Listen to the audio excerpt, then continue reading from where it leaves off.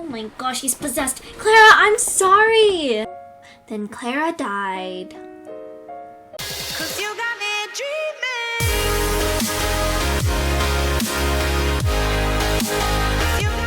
Hi everyone, it's me, Vicky Bunny, and today we are going to react to Shadow Glitch's Afton Family backstory, and I reacted to one of her stories back, and that was really interesting, but I think I skipped ahead, and I want to get to know the backstory of it, explaining the backstory and everything like that. So anyone who's new, here is the backstory of the Afton family. Don't forget to subscribe to Shadow's Glitch and subscribe to me.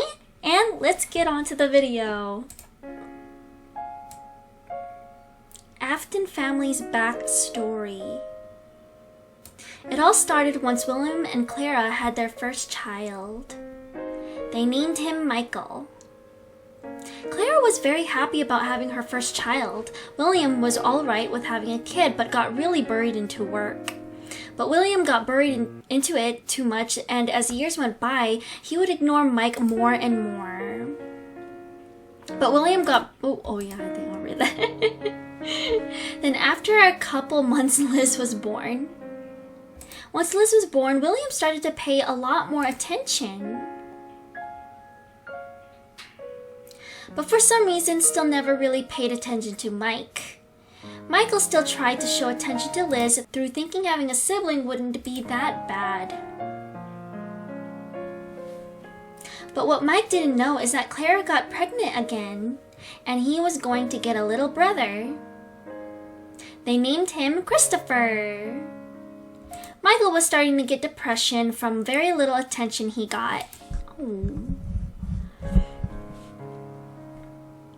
It started to get worse considering Liz and Chris were always getting treated way more than Michael because William didn't seem to care much about Mike.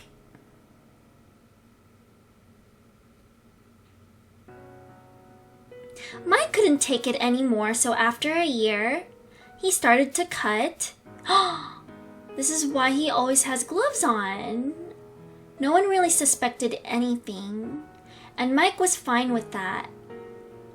The only one that really took care of Mike was Clara. He would try to avoid his siblings for some reason, though. Wow. Later on once, Mike told his friends about what's happening at home. They gave Mike the idea to prank Chris to make him feel how Mike feels. And so he played along with it, thinking it would be funny. Cry, baby. Because of this tormenting, Chris's nightmares became real, trying to kill him at night. Oh. Michael kept scaring, teasing Chris for 2 to 3 years. But then on Chris's 9th birthday, Mike's friends gave him the idea to shove him in Fredbear's mouth.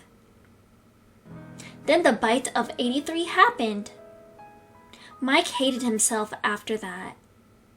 Liz hated him way more than she did before because she loved Chris a lot.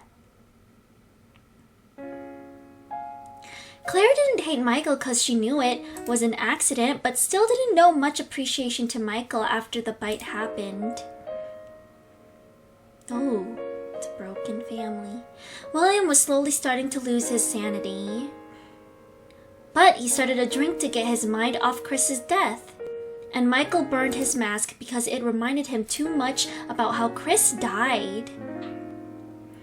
Around a month later, Clara thought it would be a good idea to go to a club with William to dance and have fun for once.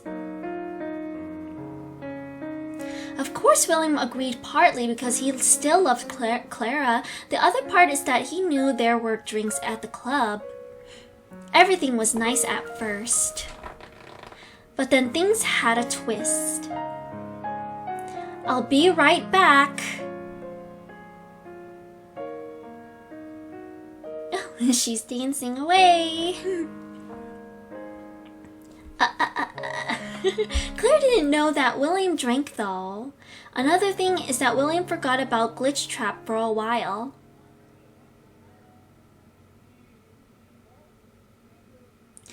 You ran off on me to get drunk. Just getting started, honey.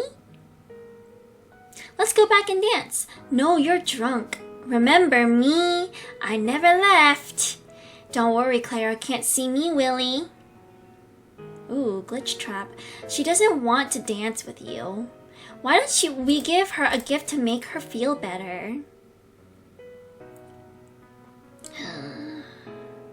He's gonna be insane. Sorry to scare you, dear.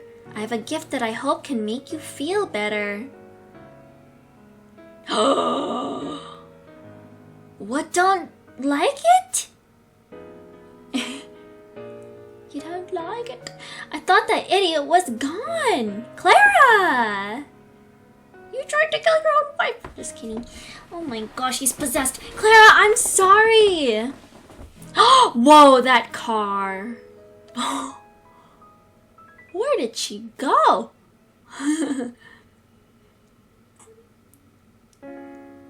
Oh, then Clara died.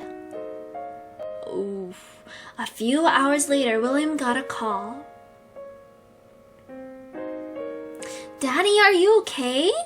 Your mother got in a car crash and now she's gone. Or at least William thought she was gone. He thought of the idea to try to transfer her soul to the Ballora animatronic. He couldn't get her soul into Ballora. But he didn't know that it actually worked. He got it to work, but never knew. A few months later, can I see Circus Baby? Can I see Circus Baby? Can I see Circus Baby? Liz, I said no! Oh, okay. It's for your safety. Liz was listening to her dad, but one day she didn't. Daddy isn't watching. Circus Baby, Elizabeth. Cute, Circus Baby. Then she died. That clown. The others never knew Liz was dead. They claimed her for going missing. William finally lost it. He got the idea to kill. He allowed Glitch Trap to kill the first 6 victims, which was Gabriel, Jeremy, Susie, Fritz, Charlie, and Cassidy. Later known as Freddy, Bonnie, Chica, Foxy, Puppet, Marionette, and Golden Freddy. William killed more innocent people by himself. But then later on, the souls of the originals chased William into Spring Bonnie. And then got spring locked. Oh, terrible death. And then he was dead. After that, it was only Michael left. He knew about everyone in his family being dead and how they died. Since Mike was all alone, he needed to pay bills and taxes for the house on his own. So he went looking for a job. Around a week later, there was still no luck. Until finally something popped up on TV. Michael figured it would be risky to have a job like that, but it was his only hope. A circus. So he got the job successfully. One thing he found odd though is that the hand unit, a voice that's supposed to help him, autocorrected his name to Eggs Benedict. Eggs Benedict. Oh, and he worked 5 days a week. Ever since the first day of him working, CB has been gaining his trust. But little did Mike know that CB was planning to scoop Michael on night 5 with Ennard. Is how you say it. Ennard agreed with it, but he was going to backstab Circus Baby and ditch the others to use Mike. And so he did it. He scooped Mike. But something changed in Ennard after that. He wished he never heard the idea to scoop Mike from Circus Baby in the first place. He kind of regretted scooping Mike. But then Ennard realized if he was going to use Michael as a skin suit, he would become a walking corpse. By the way, is that how you say Ennard? Let me know. Which would make him immortal. Ennard helped him. Then Michael rose again. Oh, Michael wasn't the only undead one in his family, though. They were all undead, but not the same way as Michael. Instead, they all possessed different animatronics. You already know Clara's soul got transferred to Ballora. After Liz died from Circus Baby, she later went and started to possess her. But Liz is only in control when CB's eyes are green if they're blue. Circus Baby herself in control. Once William died from Spring Bonnie, he started to possess him kinda similar like Liz did with Circus Baby. But since William was struck in Spring Bonnie for over 30 years, he started to rot, turning a strange green color. Oh, Spring Bonnie never suited it anymore, so he went by the name Springtrap later on. Chris is part angel, but also has the animatronic formed of Shadow Freddy. Another thing Chris still has to deal with was the nightmares, even though he is dead. The nightmares never knew Chris was dead until this night. Frick you! Oh my. Nightmare and Goldie. Goldie, how are you still alive? I'm already dead, idiot. Oh, you're dead. So it's kind of like a dark story. What's the point in trying to kill you if you're already dead? So wait, you guys are going to stop scaring me? I mean, what's the point? We're sorry. Maybe instead of trying to hurt you, maybe we could get to know each other. Your nightmares. But I think it would be best. As so time went by, they were slowly starting to trust each other. Nightmare was very quiet though.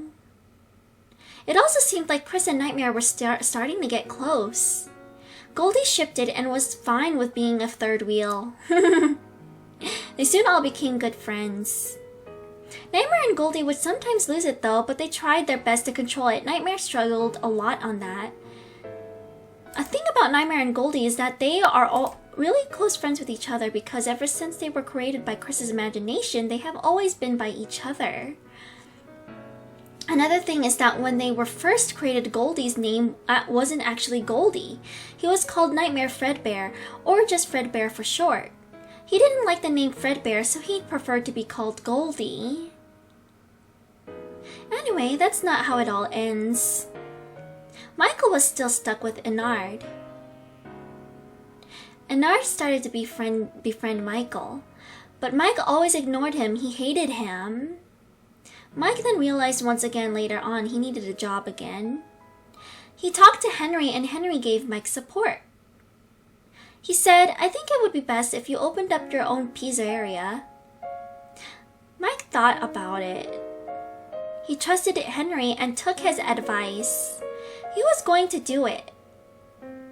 But he forgot about Ennard.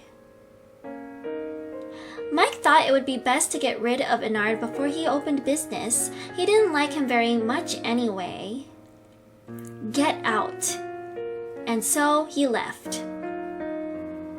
Mike forgot that without Ennard, he would start to rot way more than he actually is. But Ennard didn't forget. But there was nothing Ennard could do about it. He already left. When Michael was putting together his work getting ready to open his pizzeria, he discovered that all the other Fazbear entertainment buildings were burned down. He was shocked. But another thing he realized is that every night before he left work, he would have to check for scrap animatronics behind the building. He would have to choose to keep and salvage them or throw them back in the alley. He agreed with all the terms and started his work. And the scraps that he started finding there were animatronics that got out of the fire damage or harm. They found new suits or became scrap on their own. But unlike Ennard, since he was kicked out and got damaged from weather, he figured he would have another profile. So he beclaimed Molten Freddy. Another reason he beclaimed M Freddy is because he didn't want to get recognized from other animatronics. Soon all the scraps got together with each other. M Freddy and Ennard recognized Circus Baby, but she never recognized him. Liz also didn't know that William was Scraptrap. And William didn't know Liz was Scrap Baby. Anyway, all of them got together and got into the pizzeria one by one. And this is where we met Michael again. Michael and Multifreddy. Michael never recognized Ennard. And Ennard didn't recognize Michael due to the mask he was wearing. He was also never listening when Mike was talking to Henry about opening a pizzeria. En had no idea he had tried to get him, but he would get controlled shocked if Michael thought he was becoming unstable. But once night 5 came, the Scraps had a plan. It started off with Liz saying her voice lines. But Liz got cut off. The man talking was Henry, and the first thing he said was, "I'm sorry to cut you off, Elizabeth." William then immediately knew that Liz was Scrap Baby after all. After that, the fire started to rise. The Scraps couldn't get out. Michael didn't try to get out. He was happy right where he was. Henry also never left. He stayed as well, like Mike did. This ends for all of us. But that wasn't the end of it. Everyone reunited.